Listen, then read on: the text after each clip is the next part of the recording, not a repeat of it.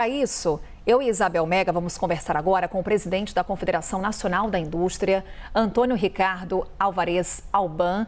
Presidente, seja bem-vindo. Bom dia. Bom dia, Carol. Bom dia, Isabel. Prazer estar aqui com todos vocês para tocarmos algumas ideias e tentar levar a mensagem não negativa, mas positiva e a racionalidade do que nós precisamos para as políticas públicas. Bem, e já começo aqui a nossa conversa falando sobre essa queda de braço que estamos acompanhando entre governo e legislativo, Câmara dos Deputados, porque temos o setor privado se mobilizando para derrubar o aumento do IOF. Temos aquele manifesto assinado por algumas confederações, associações, entre elas está a CNI.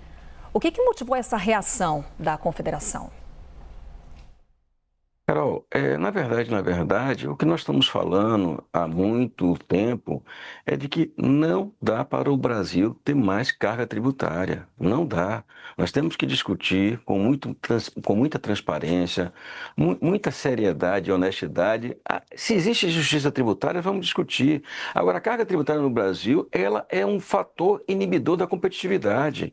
E aí, como bem disse a Isabel, quem paga essa conta não é o setor produtivo.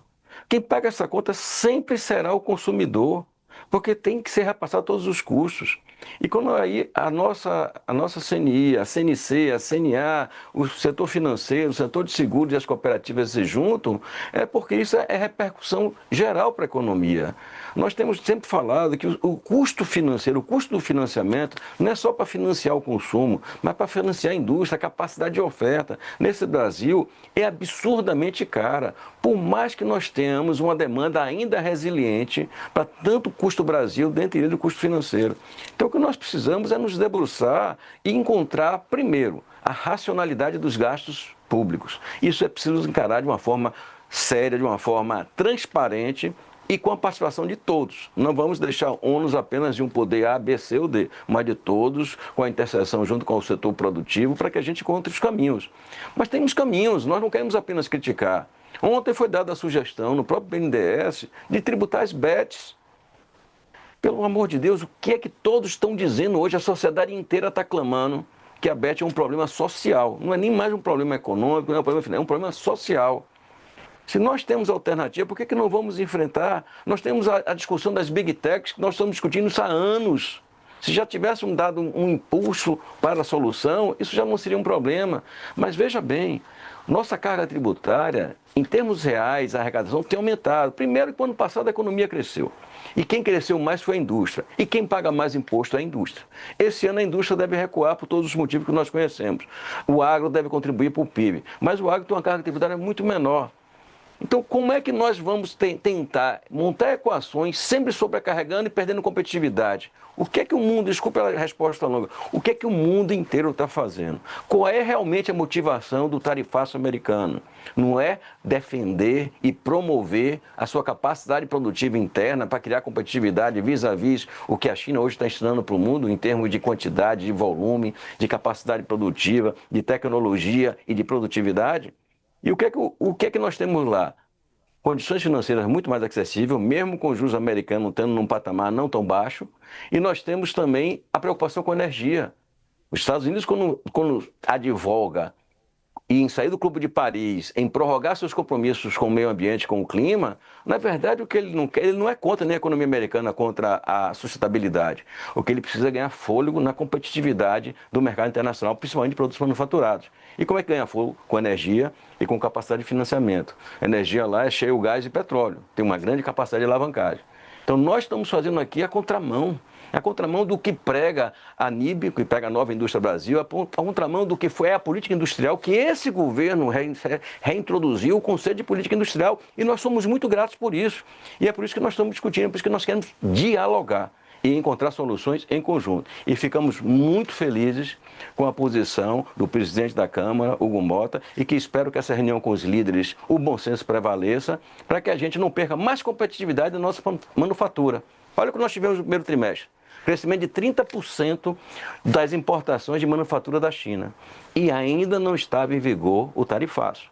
Imagina o que será daqui para frente. E nós estamos perdendo mais competitividade a cada dia para o setor industrial brasileiro. Presidente, já passo a palavra para a Isabel Mega, mas antes, só mais um ponto com relação a esse manifesto que foi assinado também pela CNI. Nesse documento, há uma citação com relação à imprevisibilidade, aumento de custos de produção, tudo decorrentes dessa esse aumento da alíquota do IOF, também distorções do mercado financeiro. Num curto prazo, qual é a principal preocupação do setor industrial com esse aumento da carga tributária? Curto prazo é mais uma perda de competitividade. Isso, segundo alguns estudos preliminares, poderá representar um equivalente a mais 0,5% na taxa Selic. Nós já temos a taxa Selic talvez a mais cara do mundo. Se nós computarmos junto com a taxa Selic, nós computarmos o spread bancário. Nós temos uma taxa Selic que já embute os juros reais quase de 10%. Se nós vamos ter uma inflação estimada de 5% esse ano, acima da meta, está se trabalhando com métodos do Banco Central para se colocar dentro da meta. E nós temos uma taxa Selic que está hoje 14,75%, nós temos quase 10%. E o spread bancário no Brasil, por todas as nossas deficiências estruturais, é um spread caro. Não tem como ter referência. Lá fora, você fala em investimento para ter capacidade de oferta, para que amanhã ou depois nós tenhamos uma pressão inflacionária por perda de capacidade de oferta. Hoje, a preocupação de demanda inflacionária é pela pressão da demanda, que não é tanto assim ainda, a verdade é essa. Temos uma demanda resiliente, que tem sido estimulado o consumo dela.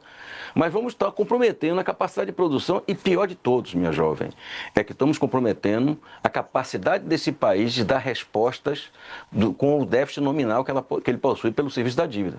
Vamos chegar a um ponto, e é isso que o mercado financeiro está precificando na cobrança, de que não vai haver um razoável superávit primário que dê conta de cobrir o déficit nominal com o serviço da dívida. Então, nós temos que nos preocupar, que eu tenho dito ultimamente, nós temos que preocupar com o Brasil com o amanhã. O amanhã se constrói fazendo hoje. E para isso nós precisamos pensar não em mandatos de presidentes de confederações, não em mandatos de legislativo, não em mandatos de Banco Central, não em mandatos de executivo, mas pensar no longo prazo. Isabel Mega. Presidente, bom dia. Muito obrigada por estar aqui com a gente. Me chamou a atenção esse prognóstico que vocês fazem em relação ao impacto já na taxa Selic, que o governo tanto vocaliza para que seja reduzida, mas de fato essas medidas vêm ao contrário, na contramão. O senhor fala em 0,5% a mais, né, da taxa Selic, que enfim já está muito alta. Queria entender como é que vocês enxergam esse assunto sob a ótica do Banco Central. Você falou muito disso nos últimos dias, se houve ou não consulta a Galípolo, se isso é bem visto ou não pelo Banco Central, porque na prática a gente não ajuda o Banco Central e esse dado que o senhor traz para a gente só revela isso, né? E queria entender como é que foi a interlocução do setor com o governo. Essa medida pegou vocês de surpresa? Houve debate prévio ou vocês ficaram sabendo disso na quinta-feira? Efetivamente, eu considero que nós temos um bom acesso ao diálogo. Temos um bom acesso. Em muitos momentos, isso não acontece, como o caso do IOF. Não aconteceu nenhum diálogo, fomos pegos totalmente de surpresa, o mercado foi pego de surpresa e até o próprio Banco Central, independente, que eu acho que o Banco Central, como tem que ser um banco independente e preservar sua independência, também as independências dos poderes existem. Mas o diálogo que poderia ter sido com os setores econômicos não aconteceu. Diferente do que aconteceu com a medida provisória da energia. Nós iniciamos um diálogo, estávamos conversando com o Ministério das Minas e Energia, inclusive, estávamos estudando junto com os consumidores alternativas porque a medida provisória de energia tem coisas muito boas, que é o acesso ao mercado livre dos pequenos, certo? Uma redivisão, só não pode onerar mais a CDE, só não pode entrar mais a nossa conta de energia.